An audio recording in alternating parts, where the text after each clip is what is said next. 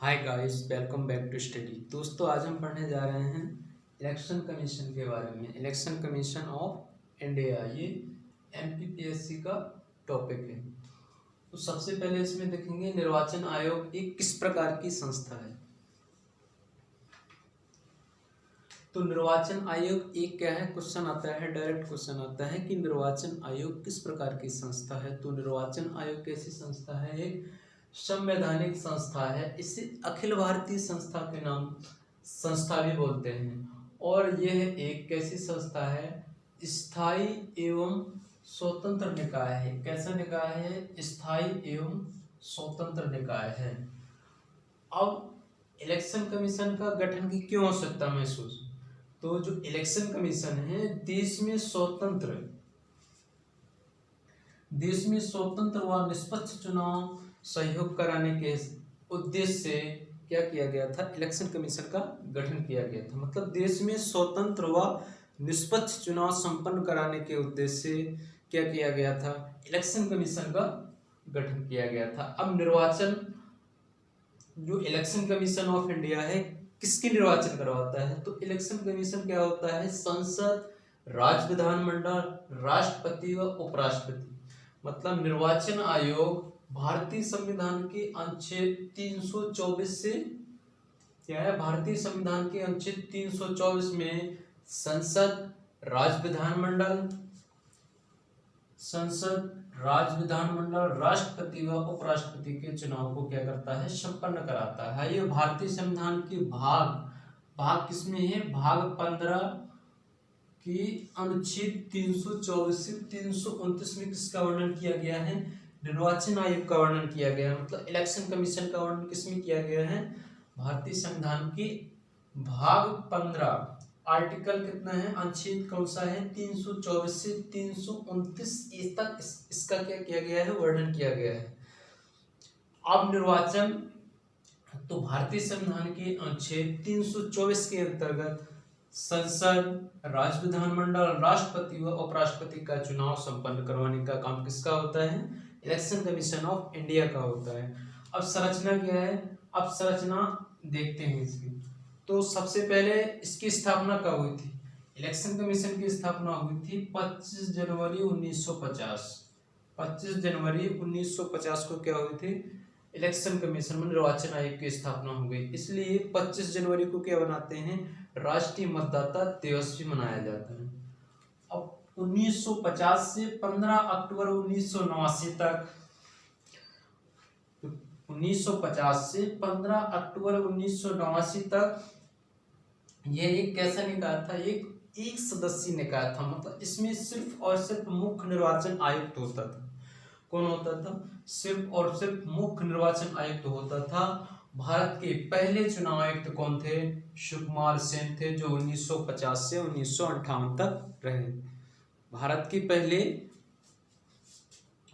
पहले कौन थे? मुख्य निर्वाचन आयुक्त कौन थे? सुकुमार सेन थे, जो 1950 से कहां तक रहे? 1958 तक रहे। अब 16 अक्टूबर 1989 को क्या किया गया था? दो अन्य निर्वाचन आयुक्तों को क्या कर दिया गया था?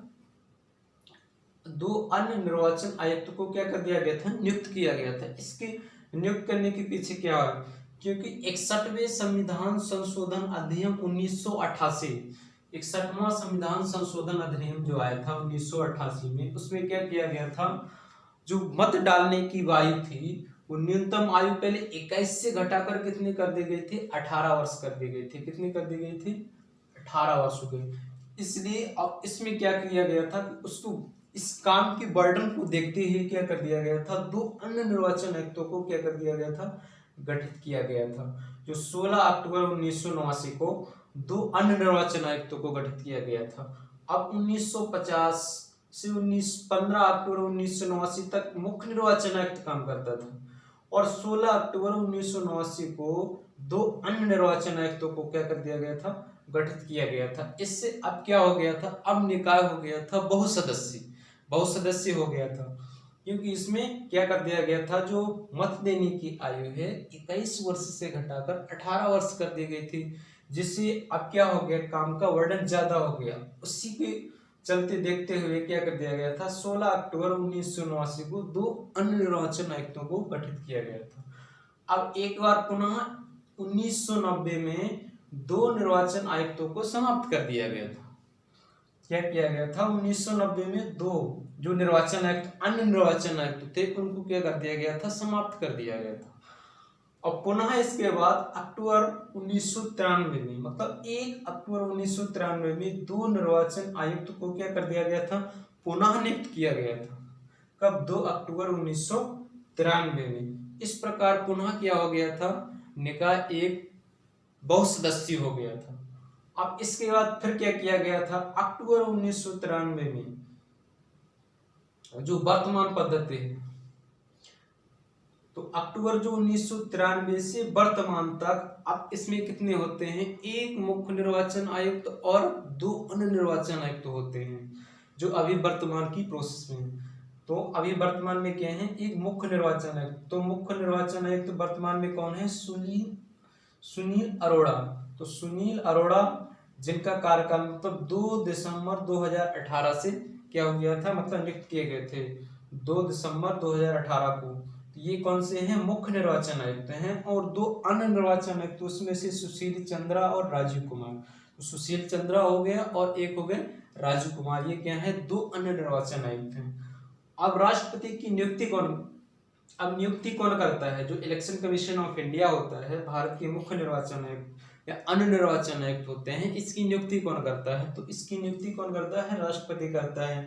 और इनका कार्यकाल क्या होता है, तो इनका कार्यकाल होता है 6 वर्ष या 65 वर्ष, मतलब 6 वर्ष या 65 वर्ष। इसमें जो भी पहले हो क्या होता है, इस पर नियुक्त रहता है, मतलब कार्य कर सकता है। तो इसका कार्यकाल कितना होता है, 6 वर्ष या 65 वर्ष, जो भी पहले हो। अब इसको पदच्युत, मतलब इलेक्शन कमीशन ऑफ इंडिया को किस तरीके से हटाया जा सकता है, पद उचित कैसे किया जा सकता है, मतलब किस तरीके से इसको हटाया जा सकता है, पदच्युत या हटाना भी बोलते हैं। तो इसमें क्या होता है कि संसद की दोनों सदनों में, संसद के दोनों सदन कौन कौन सी, राज्यसभा या लोकसभा में, तो संसद की दोनों सदनों के सदस्यों की 2/3 बहुमत द्वारा पारित कदाचार के आधार पर राष्ट्रपति क्या करता है, इनको क्या कर सकता है, हटा सकता है। और ये अपना क्या कर सकते हैं, जो मुख्य निर्वाचन आयुक्त हैं, ये अपना इस्तीफा किसको देते हैं, ये इस्तीफा देते हैं राष्ट्रपति को। जो 2 अन्य निर्वाचन आयुक्त हैं, 2 अन्य निर्वाचन आयुक्त क्या करते हैं, 2 अन्य निर्वाचन आयुक्त, जो 2 अन्य निर्वाचन आयुक्त हैं, ये भी क्या करते हैं, किसको इस्तीफा देते हैं, राष्ट्रपति को देते हैं। अब इनके जो वेतन भत्ते होते हैं, निर्वाचन आयोग इलेक्शन कमीशन ऑफ इंडिया के वेतन भत्ते क्या होते हैं, जो भारत का सर्वोच्च न्यायालय है, तो इलेक्शन कमीशन ऑफ इंडिया के जो वेतन भत्ते हैं भारत की सर्वोच्च न्यायालय के न्यायाधीश के समान है। मतलब जो भारत का सर्वोच्च न्यायालय के न्यायाधीश हैं, जो वेतन भत्ते दिए जाते हैं, उन्हीं की तर्ज पर क्या है, मतलब निर्वाचन आयोग को भी क्या किया जाते हैं, वेतन भत्ते दिए जाने की प्रोसेस है। तो एक बार पुनः रिकैप ले लेते हैं। अभी इसकी स्थापना कब हुई थी, 25 जनवरी 1950 की हुई थी। ये कैसा एक संवैधानिक संस्था है और इसे अखिल भारतीय संस्था भी कहते हैं। निर्वाचन आयोग एक स्थायी एवं स्वतंत्र निकाय है। इसका गठन किस उद्देश्य से किया गया था कि देश में स्वतंत्र व निष्पक्ष चुनाव कराने के लिए, संपन्न कराने के लिए इसका गठन किया गया था। और ये किन किन के चुनाव संपन्न कराता है, संसद, राज्य विधानमंडल, राष्ट्रपति व उपराष्ट्रपति। ये आर्टिकल मतलब अनुच्छेद 324 के अंतर्गत संसद, राज्य विधानमंडल, राष्ट्रपति और उपराष्ट्रपति के चुनाव क्या करता है, संपन्न कराता है। और इसकी संरचना 1950 से 15 अक्टूबर 1989 तक सिर्फ और सिर्फ मुख्य निर्वाचन आयुक्त काम करता था। ऐसे पहले मुख्य निर्वाचन आयुक्त कौन थे, सुकुमार सेन थे, जिनका कार्यकाल 1950 से 1958 तक रहा। अब 16 अक्टूबर 1982 को 2 अन्य निर्वाचन आयुक्त नियुक्त किए गए थे। क्यों किए गए थे, क्योंकि 61वें संविधान संशोधन अधिनियम 1988 में मत देने की जो आयु, न्यूनतम आयु 21 वर्ष से घटाकर 18 वर्ष कर दी गई थी। अब 1990 में 2 निर्वाचन आयुक्तों को पुनः समाप्त कर दिया गया था। क्या कर दिया गया था? 2 निर्वाचन आयुक्तों को समाप्त कर दिया गया था। अक्टूबर 1993 में जो 2 निर्वाचन आयुक्त थे पुनः नियुक्त किए गए थे, और अक्टूबर 1993 से वर्तमान तक अब क्या है, ये निर्वाचन आयुक्त क्या हो गए थे, मतलब अक्टूबर 1993 से वर्तमान तक इसमें से एक मुख्य निर्वाचन आयुक्त और 2 अन्य निर्वाचन आयुक्त हैं। तो मुख्य निर्वाचन आयुक्त कौन है? सुनील अरोड़ा। सुनील अरोड़ा क्या है? मुख्य निर्वाचन आयुक्त हैं। 2 अन्य निर्वाचन आयुक्त कौन है? सुशील चंद्रा और राजीव कुमार। नियुक्ति कौन करता है? राष्ट्रपति करता है। कार्यकाल क्या होता है? 6 वर्ष या 65 वर्ष, इनमें से जो भी पहले पदच्युत, मतलब इसको मतलब इलेक्शन कमीशन ऑफ इंडिया को किस तरीके से हटाया जा सकता है? तो संसद के दोनों सदनों के सदस्यों के बहुमत से, 2/3 बहुमत से स्थापित कदाचार के माध्यम से क्या किया जाता है? इसको हटाया जा सकता है। किसके द्वारा? राष्ट्रपति के द्वारा। मतलब दोनों सदनों में पारित होने के बाद राष्ट्रपति के द्वारा क्या किया जा सकता है? इलेक्शन कमीशन ऑफ इंडिया को हटाया जा सकता है। इस प्रकार दोस्तों आज का वीडियो यही खत्म करते हैं। Thank you for watching.